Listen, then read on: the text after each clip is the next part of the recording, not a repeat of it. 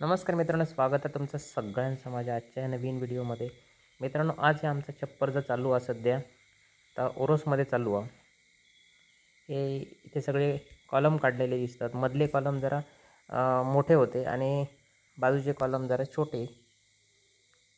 आपण आता इथे जे कॉलमवरती पाईप उभे केले आहेत 3x3चे स्क्वेअर पाईप.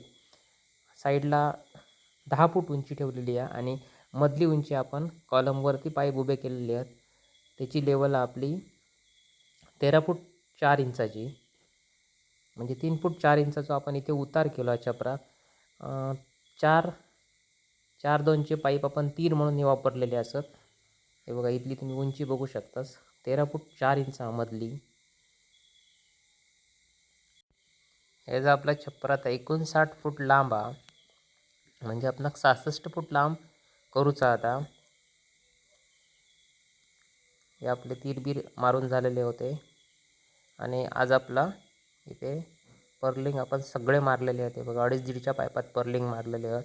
वरचे मधले पत्रे आपले दोन्ही बाजू 12-12 फुटाची लाईन चलतेली.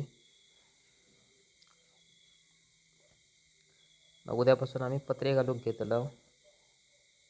हे आता आज पर्लिंग मारून पूर्ण होताला काम आपलं इथे.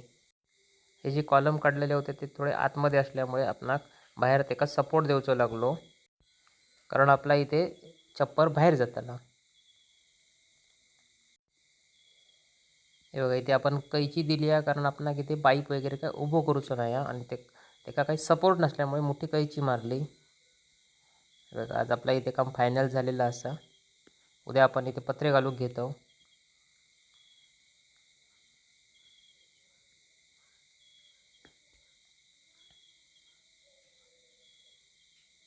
बघू शकतास तुम्ही इथे. हे ॲक्च्युअल आपलं दुसऱ्या माळ्यावर काम चालू आहे. इथे थोडं बाहेर जातले पत्रे एका बाजूचे.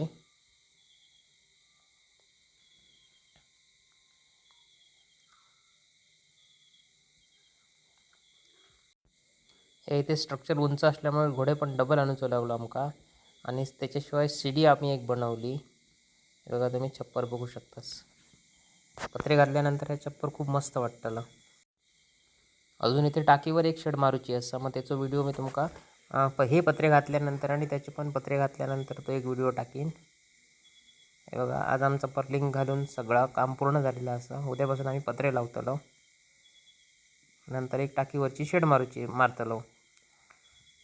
मित्रांनो, माझा आजचा व्हिडिओ तुम्हाला कसं वाटलं तो कमेंट्स करा, शेअर करा आणि व्हिडिओ आवडला तर माझं चॅनल सबस्क्राईब करा.